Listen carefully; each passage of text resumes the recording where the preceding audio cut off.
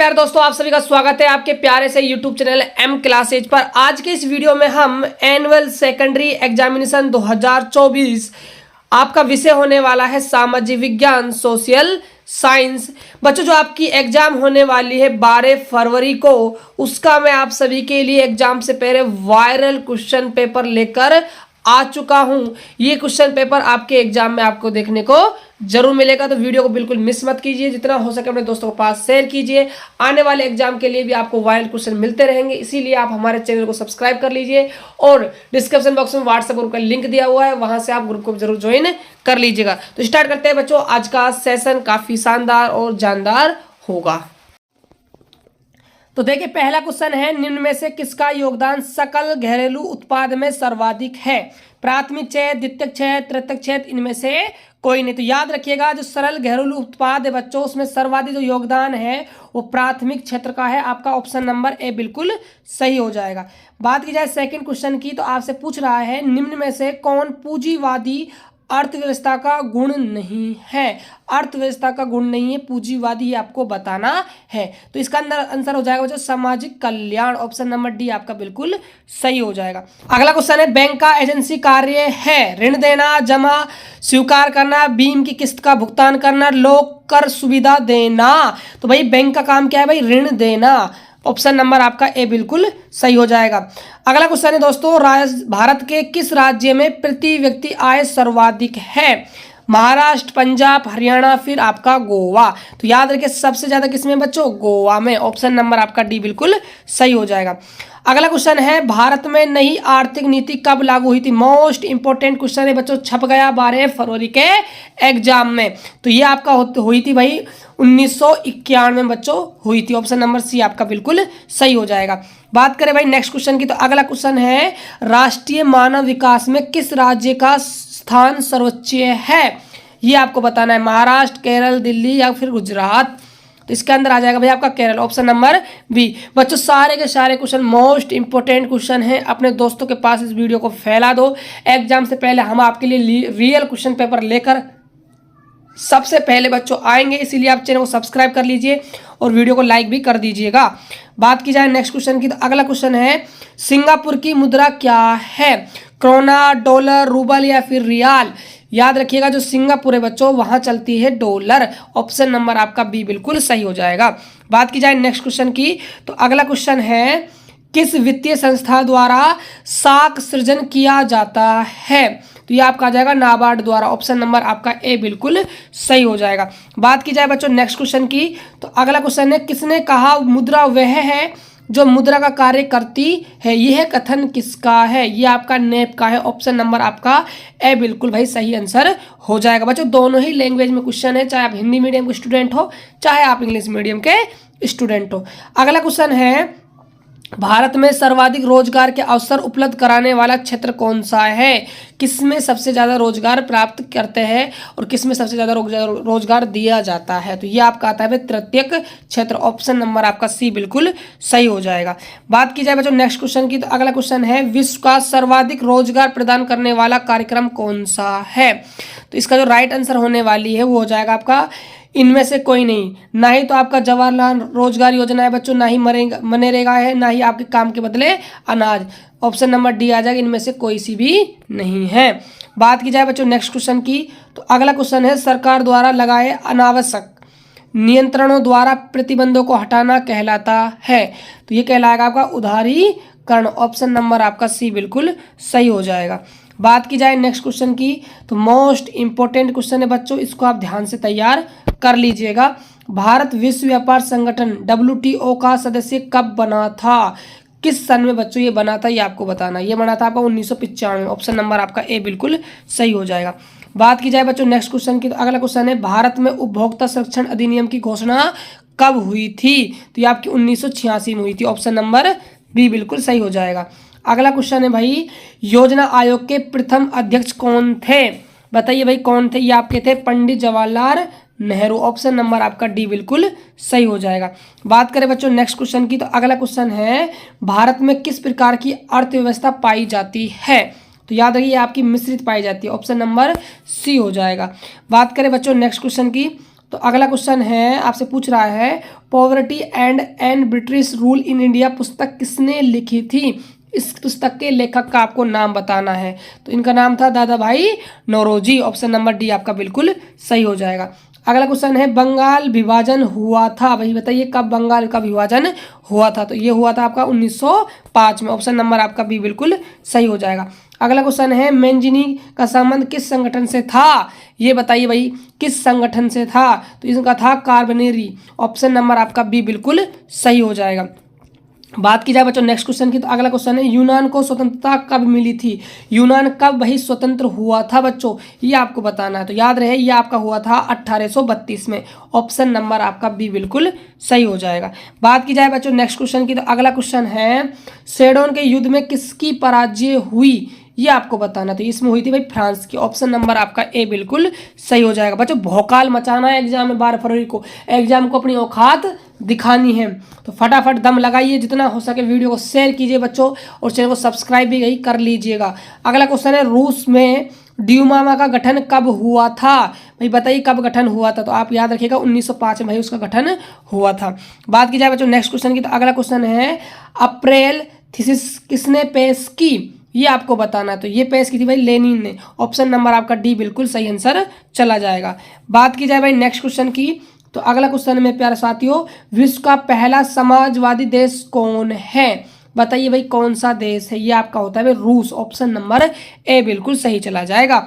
अगला क्वेश्चन है Karl Marx का जन्म कहाँ हुआ था? ये आपको बताना है। तो याद रखिएगा जर्मनी में हुआ था। ऑप्शन नंबर सी आपका बिल्कुल सही हो जाएगा।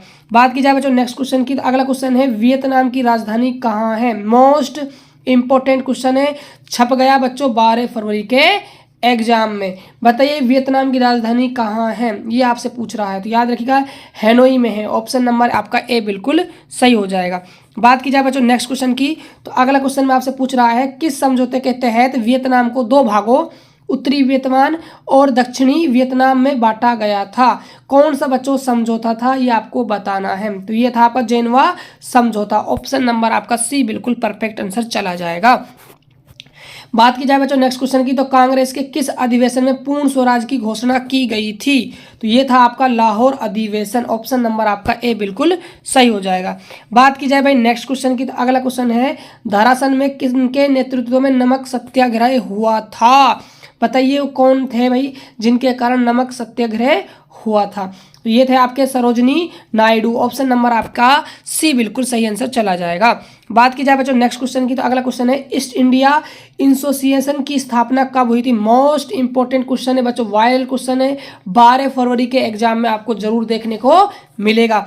तो याद रखिएगा 1866 में हुई थी। ऑप्शन नंबर डी आपका बिल्कुल सही हो जाएगा। अगला क्वेश्चन है गदर पार्टी की स्थापना किसने की? गदर पार्टी की स्थापना बताइए मेरे प्यारे शेरनियों किसने की थी? तो याद रखिएगा गुरदयाल सिंह ने की थी। ऑप्शन नंबर आपका ए बिल्कुल परफेक्ट आंसर चला जाएगा। बात की जाए बच्चों नेक्स्ट क्वेश्चन की, तो अगला क्वेश्चन है Tata iron and steel company की स्थापना कब हुई थी? तो बताइए इसकी स्थापना हुई थी 1907 में। ऑप्शन नंबर आपका ए बिल्कुल सही चला जाएगा। बात की जाए नेक्स्ट क्वेश्चन की, स्पिनिंग मेयूल का आविष्कार किसने किया? बताइए भाई किसने आविष्कार किया?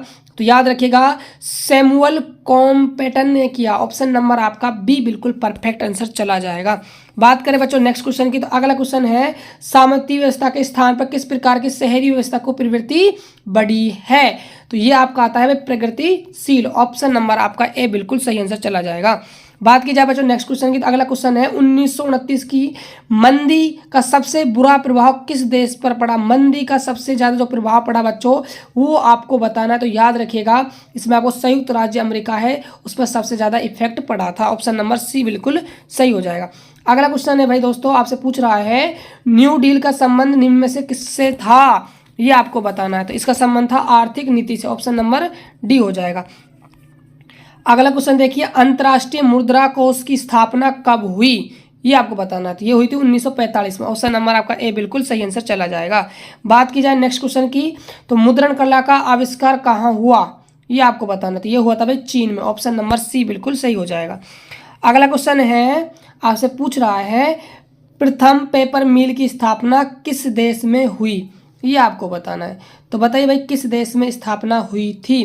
तो इसकी हुई थी भाई जर्मनी में। ऑप्शन नंबर आपका बी बिल्कुल परफेक्ट आंसर चला जाएगा। अगला क्वेश्चन है, आपसे पूछ रहा है नाइंटी फाइवर थेसिस के लेखक कौन है? नाम बताइए भाई लेखक का नाम था भाई टॉल्स्टॉय। ऑप्शन नंबर आपका बी बिल्कुल सही आंसर चला जाएगा। अगला क्वेश्चन देखिए, आपसे पूछ रहा है संवाद कौमुदी किस भाषा का समाचार पत्र था? तो ये था आपका बंगला का। ऑप्शन नंबर ए आपका सही हो जाएगा। अगला क्वेश्चन देखिए, आपसे पूछ रहा है रूसो कहाँ का दार्शनिक था? मोस्ट इंपोर्टेंट क्वेश्चन है, सबसे वायरल क्वेश्चन है बच्चों। 12 फरवरी को आपको इसके दर्शन जरूर होंगे। तो दार्शनिक का नाम बता दीजिए आप। तो ये थे आपके फ्रांस के। ऑप्शन नंबर ए चली जाएगी। अगला क्वेश्चन है, आपसे पूछ रहा है गोल घर का निर्माण कब हुआ था? बताइए कब हुआ था? इसका निर्माण हुआ था भाई 1786 में। ऑप्शन नंबर आपका ए बिल्कुल सही हो जाएगा।